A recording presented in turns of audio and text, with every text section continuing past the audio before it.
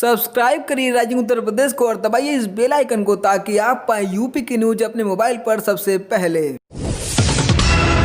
योगी सरकार ने निजी अस्पतालों एवं प्रयोगशालाओं में आरटी-पीसीआर जांच की दरों में कटौती कर दी है। अब तक आरटी-पीसीआर जांच की दर 1600 तय थी, जिसे घटाकर जीएसटी समेत 700 और 900 रुपए कर दिया गया है। अस्पताल या प्रयोगशाला पर जाकर सैंपल देने पर जीएसटी समेत 700 रुपए और अगर अस्पताल या प्रयोगशाला द्वारा घर या अस्पताल आकर सैंपल कलेक्ट किया जाता है तो जांच की दर 900 रुपए तय की गई है। इस संबंध में अपर मुख्य सचिव अमित मोहन प्रसाद की ओर से शासनादेश जारी कर दिया गया है। शासनादेश में निजी क्षेत्र के अस्पतालों व प्रयोगशालाओं को चेतावनी दी गई है कि तय शुल्क से अधिक जांच शुल्क वसूलने पर संबंधित अस्पताल या प्रयोगशाला के खिलाफ यूपी कोविड-19 नियमावली 2020 के प्रावधानों का उल्लंघन माना जाएगा और उसके तहत कार्रवाई की जाएगी।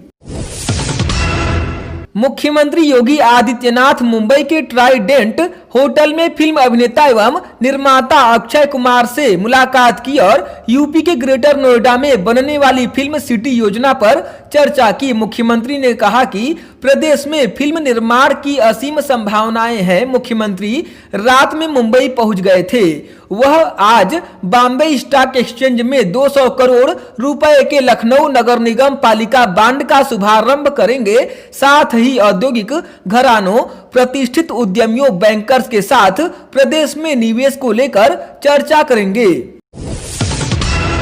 कानपुर के बिकरू गांव में 8 पुलिस कर्मियों की सामूहिक हत्या की जांच करने वाले विशेष जांच दल यानी एसआईटी ने इस घटना के मास्टरमाइंड रहे विकास दुबे की 150 करोड़ रुपए की संपत्ति की जांच के लिए ईडी से सिफारिश की है। इससे पहले एसआईटी के प्रमुख संजय आर भूसरेड्डी की अध्यक्षता में गठित एसआईटी ने अपनी संक्षिप्त रिपोर्ट पिछले अक्टूबर को योगी सरकार को सौंप दी थी।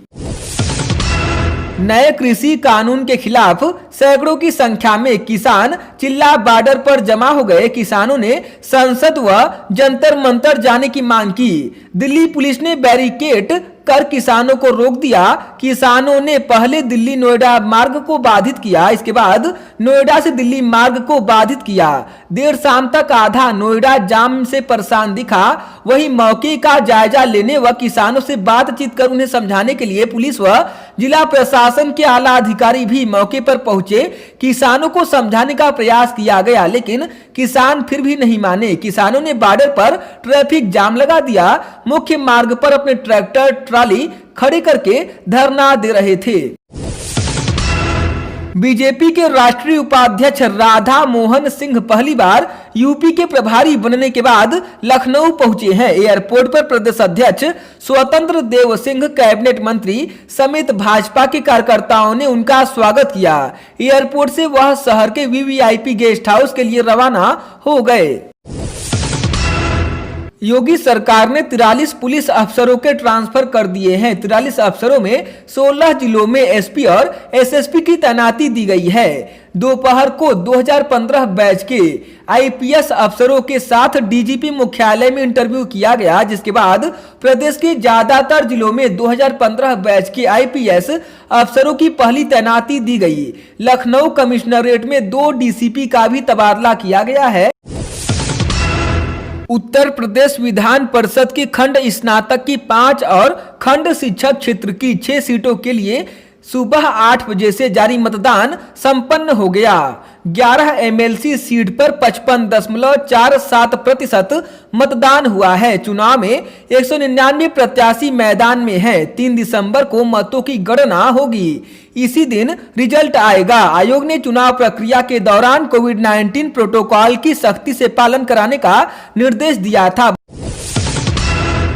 पॉपुलर फ्रंट ऑफ इंडिया यानी पीएफआई के 12 सदस्य अपने नापाक मंसूबों के साथ नेपाल बॉर्डर से उत्तर प्रदेश में घुसपैठ करने की फिराक में है। ये इनपुट खुफिया एजेंसियों ने यूपी पुलिस के साथ साझा की है। इसके बाद पीलीभीत से लेकर बिहार बॉर्डर तक नेपाल से जुड़े जिलों में पुलिस अलर्ट मोड पर है। खुफिया एजेंसियों ने आशंका जताई है कि पीएफआई के ये 12 सदस्य सीरिया से ट्रेनिंग लेकर किसी खास मकसद से घुसपैठ करने वाले हैं। यह भी आशंका है कि ये सभी सिद्धार्थनगर जिले की सीमा से भारतीय सीमा में दाखिल हो सकते हैं। मेरठ में ठंड से बीमार हुए बेजुबान साथी को पुलिस कर्मियों ने अंतिम विदाई दी। इस दौरान उसको पार्क में ही गड्ढा खोद कर दफना दिया गया। यह बेजुबान साथी कोई और नहीं, एक कुत्ता था जो पिछले काफी समय से कमिश्नरी चौक पर तैनात पुलिस कर्मियों के साथ दिन रात रहता था। इस बेजुबान साथी का जिक्र हाल ही में पीएम मोदी ने अपने मन की बात कार्यक्रम में भी की थी। अपनी कप्तानी में उत्तर प्रदेश की रणजी क्रिकेट टीम को 1997-98 में फाइनल में पहुंचाने के 20 वर्ष बाद कोचिंग में 2007-8 तथा 2008-9 में टीम को खिताब की दहलीज पर लाने वाले ज्ञानेंद्र पांड्ये प्रदेश को फिर पुरानी मकाम दिलाने को बेताब है। बीसीसीआई की जूनियर चयन समिति में अपने कार्यकाल के दौरान प्रदेश के 9 क्रिकेटरों को जूनियर इंडिया टीम में जगह दिलाने में सफल रहे ज्ञानेंद्र पांड्ये को प्रदेश क्रिकेट एसोसिएशन ने एक बार फिर से रणजी टीम का कोच नियुक्त किया है। प्रदेश क्रिकेट एसोसिएशन के सचिव युद्धवीर सिंह ने इसकी जानकारी दी। उत्तर प्रदेश बेसिक शिक्षा परिषद ने प्राथमिक स्कूलों के लिए 36,590 पदों की सूची में चयनितों के आवंटित जिलों में दूसरी बार भी बदलाव नहीं किया है। 67,897 पदों की सूची में जिस अभ्यर्थी को जो जिला आवंटित हुआ था उन्हें उसी जिले में भेजा गया है। मनचाहा जिला देने में प्रदेश के 5 जिलों में सारी सीटें भर चुकी हैं। वहीं सीतापुर सहित कई ऐसे भी जिले हैं जहां अधिकांश सीटें अब काउंसलिंग कराकर भरेंगी। कुशीनगर के तुर्कपट्टी थाना क्षेत्र के गांव की बालिका से दुष्कर्म के बाद उसकी हत्या किए जाने की जानकारी होने पर पहुंचे कांग्रेस के प्रदेश अध्यक्ष अजय कुमार लल्लू ने पीड़ित स्वजन से मिलकर उन्हें सांत्वना दी, आर्थिक सहयोग किया। उन्होंने कहा कि संकट की घड़ी में कांग्रेस पार्टी परिवार के साथ है। इस घटना को सदन में उठाएंगे। सचिवालय में नौकरी का झांसा देकर 2 जालसाजों ने बेरोजगार ऋषि कुमार से 3,10,000 रुपए ऐंठ लिए। पीड़िता की तहरीर पर दोनों जालसाजों के खिलाफ मुकदमा दर्ज किया गया है। पुलिस आरोपितों की तलाश कर रही है। बहराइच जिले में एक बहू ने अपनी 75 साल की सास को जिंदा जला दिया और आग के हवाले कर दिया। खेत पर काम कर रही सास से पहले बहू ने झगड़ा किया, उसके बाद पेट्रोल डालकर जिंदा जलाकर घर लौट गई। चीख पुकार सुनकर लोग मौके पर दौड़े और आग की लपटों से बचाया। आनन फानन में वृद्ध महिला को अस्पताल ले जाया गया, जहां महिला दर्द से कराहती रही। पीएम आवास योजना के तहत प्लाट दिलाने के नाम पर लोगों से करोड़ों रुपए डकारने वाले करियर मेकर इंफ्रा के निदेशक आशीष पटेल को गोमती नगर पुलिस ने गिरफ्तार कर लिया। पुलिस अब आरोपित की पत्नी ऋचा शुक्ला के अलावा 3 अन्य आरोपितों की तलाश में दबिश दे रही है। आशीष ने पत्नी के साथ मिलकर कंपनी खोली थी और कंपनी के नाम पर भोले भाले लोगों को जाल में फंसाया और पीएम आवास योजना के तहत उन्हें प्लाट दिलाने का दावा किया। सैकड़ों लोगों से करोड़ों रुपए की ठगी की गई।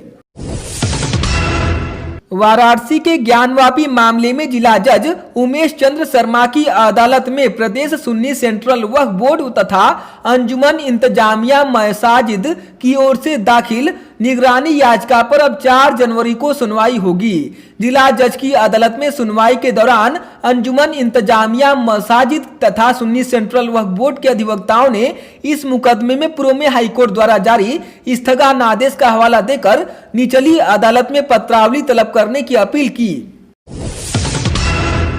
भीम आर्मी के प्रमुख चंद्रशेखर आजाद ने दिल्ली गाजीपुर बॉर्डर पर किसानों के विरोध में हिस्सा लिया। आजाद के साथ उनके सैकड़ों समर्थक भी विरोध में शामिल हुए। उनकी मांग है कि नए कृषि कानूनों को तत्काल वापस लिया जाए। इस साल मार्च में राजनीतिक पार्टी बनाने वाले प्रदेश के दलित नेता ने कहा कि किसान इस सर्दी में अपने अधिकार के लिए लड़ रहे हैं, इन कानूनों को तत्काल वापस लिया जाना चाहिए। उन्होंने कहा, हम अपने किसानों को अपना पूरा समर्थन दे रहे हैं, हम इस लड़ाई में उनके साथ हैं।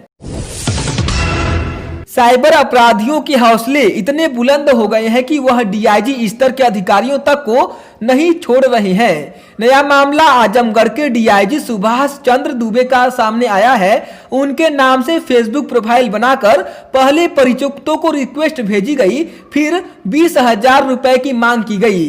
रुपए मांगने के बाद कुछ लोगों से जब इसकी जानकारी मिली तो डीआईजी ने अपनी आधिकारिक फेसबुक प्रोफाइल से संदेश पोस्ट कर लोगों से इस अकाउंट से दूर रहने के लिए कहा।